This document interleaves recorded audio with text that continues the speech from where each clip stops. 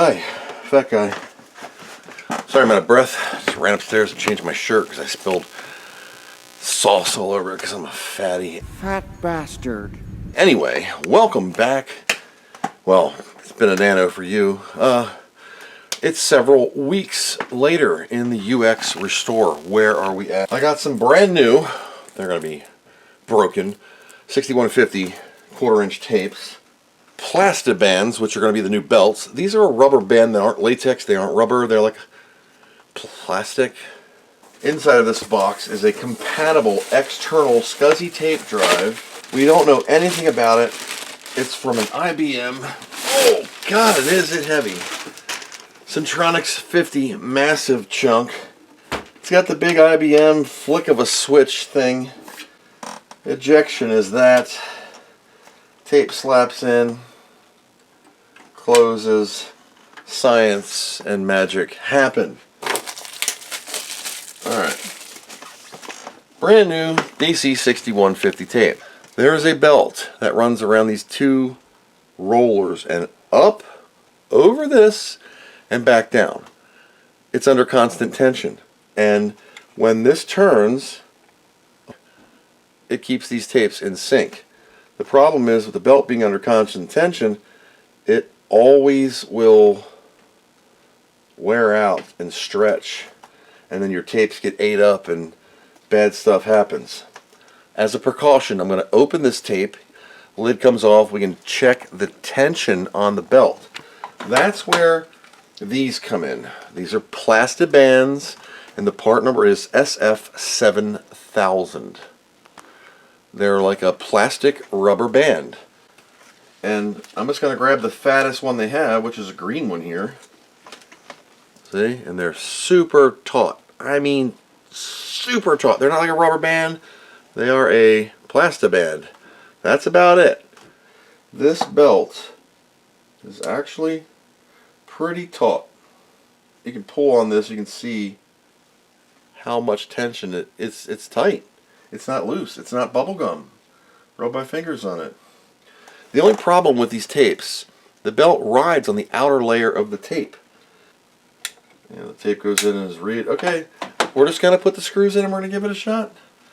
They're sacrificial for a reason. I bought them. They were expensive, but I bought them so we could test this. Now I know the UX tape has been sealed in a box and plastic or bubble wrapped envelope for 30 years and everything's cool. Everything's cool! But you never know. So here we go. This is the 6150. We're going to open this up. We're going to turn this on. I don't know what it's going to do. Energize. Eject. Okay, here we go. Do we hear anything? Let's make sure it tensions the tape. That tape hadn't been ran ever. Just heard a click. It's probably rolling backwards now. I don't know. So this tape we're going to open up and we're replacing the band regardless of any tension or whatever, because it's just too rare and I don't trust it. Take a look at what this one looks like. Take screws out, flip her over and remove the plastic.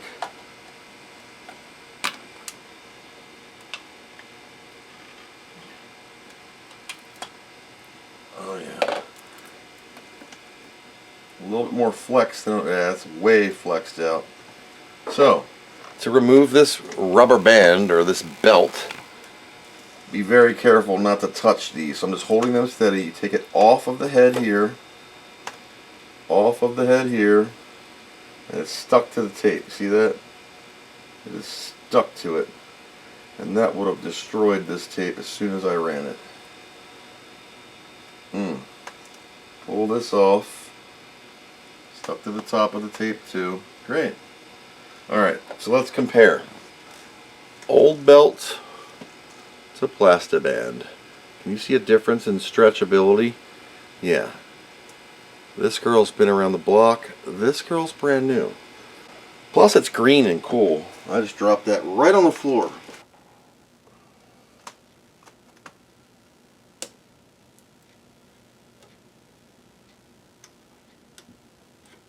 Good God. I got it. Oh my goodness, that is a bitch. I'm just making sure it rides equally, doesn't pop up. There's a little bit of borky spots in the tape from the original band sticking that I'm coming to now. I think that's pretty good. It's pretty taut. Alright.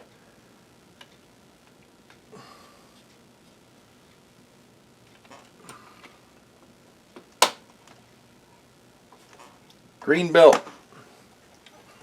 It's do or die time. This is either going to work or destroy itself. Tape is centered on the roller. We got to tension it. Just, I wish I could get the cover off.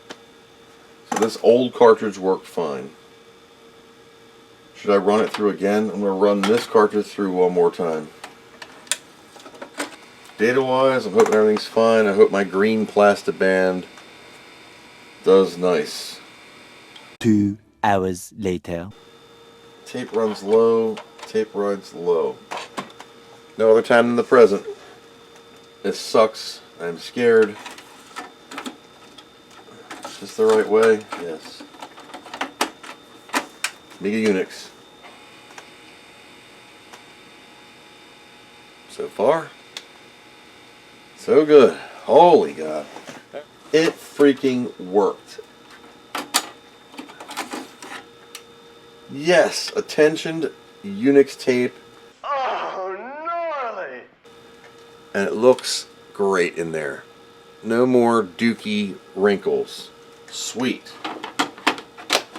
Alright. Let me go get some Indian food, celebrate a small victory, and I'll be back in a minute. Hi, it's 10 o'clock at night. I spent 4 hours trying to find a DB25 to a 50. I didn't find one. I found a DB25 NEC to an HD50 that I had to use a female to female converter than a male to Centronics 50. If that works, I knew I had a cable. I tore apart the storage room. Tore it apart, and yeah, not good. Wore me out. It's 100 degrees outside. Here we go. Oh my God. Jesus, Lord help me.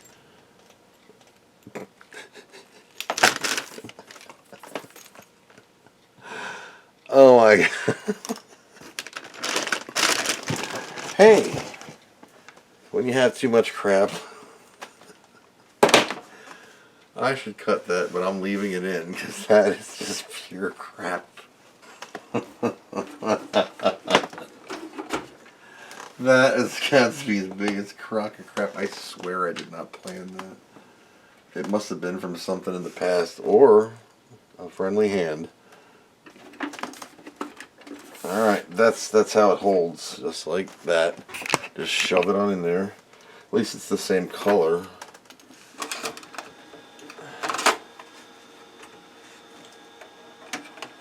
This way. There we go. Okay. Tape drive is a taping. It's humongous. This drive is like half the size of the 3000 itself. Hope you weren't in a hurry in 1990 because there was a lot of just waiting around. Waiting for this. Waiting for that. Waiting for a tape to rewind. Waiting for Unix to install for 45 minutes. It's like start something, go get lunch, come back, and it crashed right after you left. Do it all over again. We're going to put the disk in. We're going to reboot the machine, and this is the Amix install from floppy drive. It's 2 sections, and then it's going to ask me for the tape. And then we're going to see if it freaking works. Alright, insert floppy disk number 2. And press return. See how she's freaking out now? I'm going to flip her off amber. As it's booting, I have it off centered. So, a little bit off. It just says version 2.1 on the end there. There you go. Try and keep it above, but this camera freaks out on focus. My apologies. Which keyboard am I using? America. Oops. So it asked me what keyboard I'm using. Then it's like, are you installing or repairing? We are doing an install. Insert the Unix installation tape and press return. Be nice to her. Even though it's been tensioned, it's going to tension again. And we'll wait. And I'll just blip back to when it's ready. Alright, so after 13 hours messing with this tape drive, Amiga Unix. Booting from a hard drive. How did you get it to work? I didn't get it to work. I had to freaking download a hard drive image of it because this tape drive will not read this tape. Upon further inspection, while we're waiting a half hour for this to boot, if you look in the ghosted area, it'll say OD6250 because 250 meg, 500 compressed, or close to it. These are DC6150, 150 meg tapes. Yeah, and this tape drive is a quick 1000, according to IBM. And that's great. So 6830 25 megahertz Amix image has to be DH6 or HD6. I wanted to do this off the tape the official way, but this tape drive is not compatible. We re-plastaband belted the tapes, tested an original tape which works. It's just a tape drive. It's got to be a DC 1000 or 100 meg. These are 150. That's a 250. Not compatible with this. I need a 3070 tape drive, which I really want to get just for the nostalgia of it. Alright, since my tape drive isn't working, I'm following the AmigaUnix.com's instructions on how to get this thing built in WinUAE, adding the tape drive with the zip and the files, and we're just going to hit start. So it does see 16 megs and 2 megs of chip. Available is 14. I only have 8 in my real 3000, but that's enough to get it booted. Alright, we're going to do UFS. UFS. So everything. 300 megs. I have 767, so that should be more than enough. Keep your fingers crossed. Once it gets to X11, R4, and 5, it'll say rewinding tape, patching kernel, and the system will be halted where you have to reboot it. I don't have a 2041 graphics card. I do have Picasso 2, which I hear is compatible in the 3000 right here. I pull that sucker out.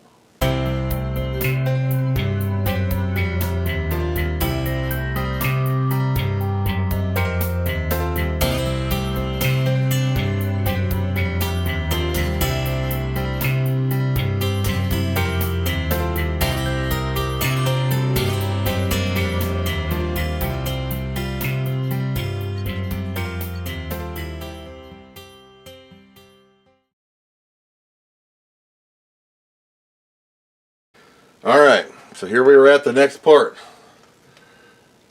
It says eject your floppy, eject your tape. Name of the machine, AMIX. Network domain name, yourmom.com. Gonna create a host file? Nope. Default is my time zone, US Eastern. Now, you can't exceed 1999 on the clock because it's not Y2K compliant. So we'll do like, yep, 3/22/92. What's the current time? Sign a password to all the system accounts? No. Sign a password to the guest account? No. Want to create a user account? Yes. No. No. No. Alright, system is booting.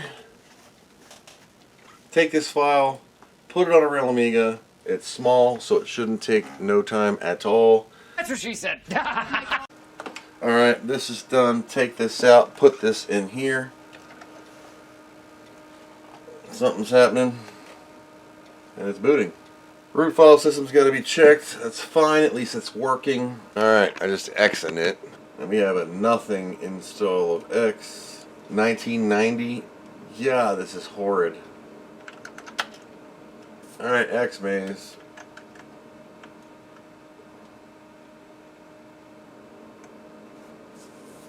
I got some goofiness at the top. That's great. That works. Alright. Hello.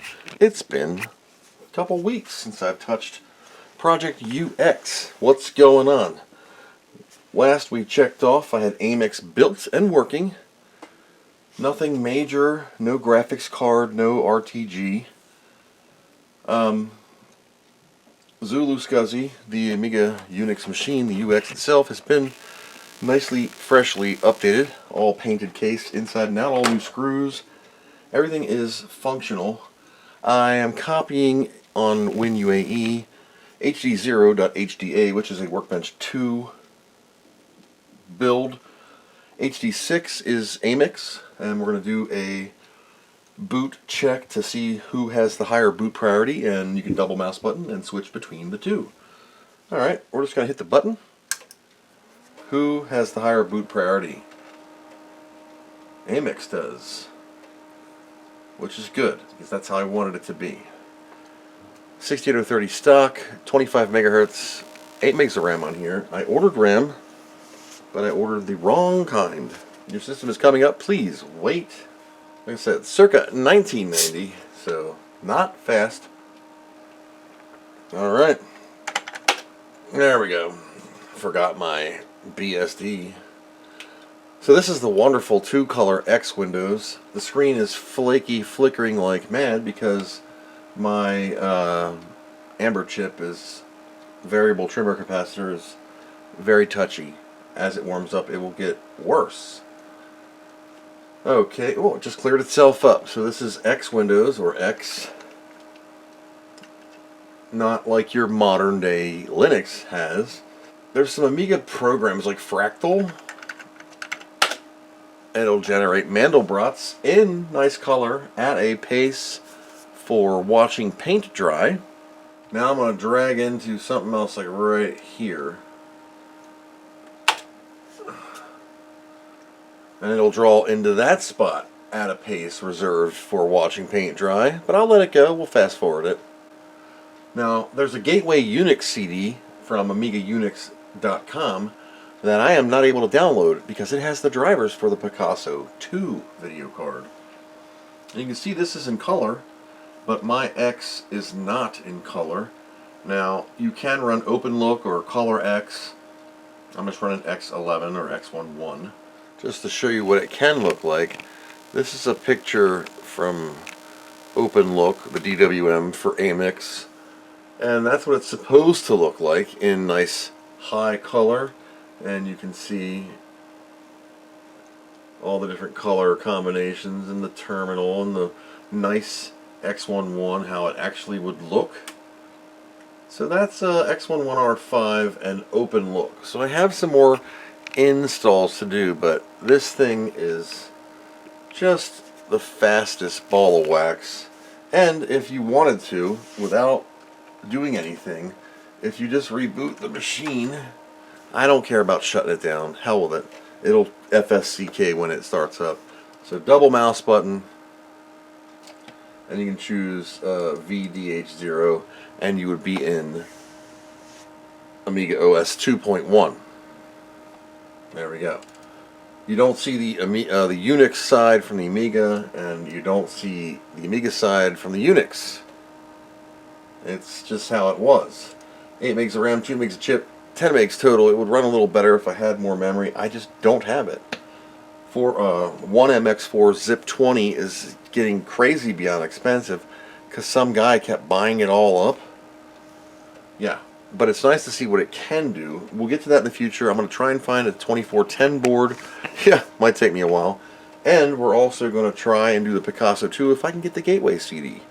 I'll continue to look for it. The link is broken on Amiga Unix, and I can't get the drivers for Picasso 2. I have a Picasso 2 that I'll be glad to try in this and see where we get. So, let's get the cover back on now that we have a dual boot environment. and go for a final look. The back of its trimmed toaster, the cleaned up board, all the slots, everything's been repainted. A little bit long on the floppy cable, but look at that nice. Normally there's a felt taped bar of nothingness here that disintegrates into crap. Repaired carefully, light in the riser, Zulu SCSI RP 2040 with a nice purple because I was out. My printer broke when I was doing the Jesse PLA. Another Berg extra hard drive power hard drive tray here also. And with the lid on, one technical problem. This rod was too long. Because this is a newer power supply with a different switch, it stuck out way further. I did clip her nipple as low as I could go, but the length was just too much. So I popped the rod off of the button in here, which I'm going to now put back on. And there you have it. Look at that nice 3000 UX. Actually booting, dual booting, Amiga OS 2.1 and Amix or Amiga Unix. Now we did do the installation tape, but due to issues with my tape drive not being Viper compatible, that didn't work. Thankfully, with the help of AmigaUnix.com, they had images of base of the tape, or I could mount the tape as an image and install it myself. They even had some pre-done ones too, but the keyboard map was weird, and so we're going to be using the UX mouse of the 3-button variety from Commodore. It just allows selection in X for clicking. I don't have this cover on all the way, but I got to put the screws back in. But now it should boot Amix by default, and if you double mouse button, you can select your Kickstart 2. There it goes, with its flaky amber chip, awaiting parts, blinking away. I don't have the cover totally slid back. If you want to try Amix, don't. After AT&T, or the Commodore team, ported Amiga Unix, or AT&T System 5, they quit. Amiga Unix is really real Unix. AT&T System 5 Release 4, ported by a team of Commodore that quit the day 1.0 was released. At least that's the legend has it. Think about this for a minute before you embark on this journey. If you're a die-hard Amiga user, we know they're still out there. Hi. If you're interested in trying this Unix thing because you've heard about Mac OS 10 and it's based on Unix, but before you swap out Kickstart for init, you might want to kick the tires on Amiga Unix. Don't. 10 minutes with Amiga Unix will have some Amiga Unix or Amiga users reaching for their 3.1 floppies. Actually, 2 minutes with the installer might have the same effects. That's not fair to Unix, whether it's GNU Linux, Solaris, FreeBSD, or whatever. The environment has come a long way within the years since Amiga Unix was shiny and new rather than bitter and tarnished. Your average Ubuntu user will have set fire to their house trying to expunge any evidence of the unforgiving Amix installation. Did I mention it hasn't been updated in over a decade? Go ahead and put your Amiga Unix machine on the net with no firewall and you will see it rooted faster than a Windows 98 2nd edition box running IE5. Finally, and this is a biggie, there is no future for Amix. Its kernel, libc, and much of the software is closed source. So when Commodore folded, the story was over. It was put out to pasture even as free Unix environments began to truly plausible contenders for commercial Unix and largely forgotten. So this is quite the happy page, isn't it? Why would you want to install Amix? There's really one reason. Well, two. If you count on being an idiot like us, the reason is simple curiosity. If you put yourself through the shoes of an aspiring systems programmer in the early 90s, go for it. If you find the legacy of the ever-growing open source operating system revolution fascinating, Amix could provide instructive.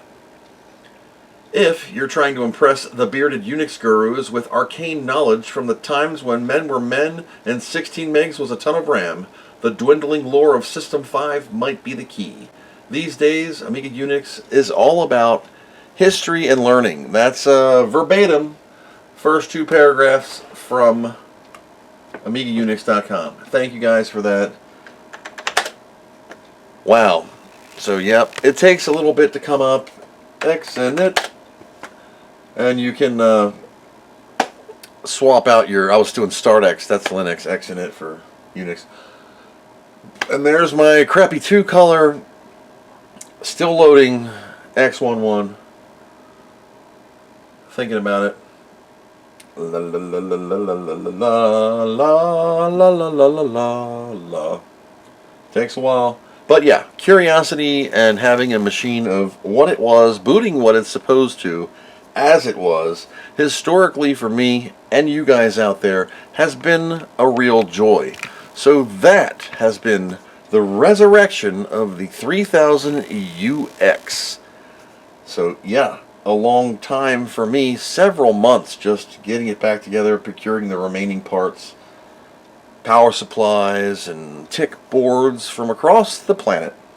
So in about 45 seconds it will finally shut down enough where I can power it off and put the screws back in it. So that is all I got for Amiga Unix this time around on the 3000 UX. Stay tuned for future updates and upgrades to this thing once I procure the rare, hard to find, impossible, but they're out there, parts. Thanks for watching, and as always, I hope you learned something.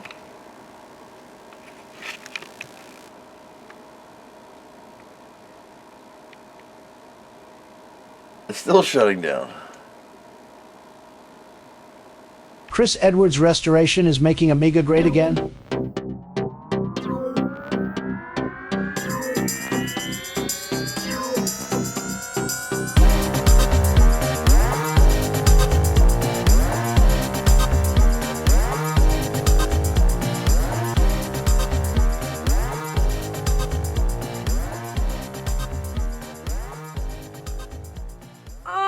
What do you know from funny, you bastard?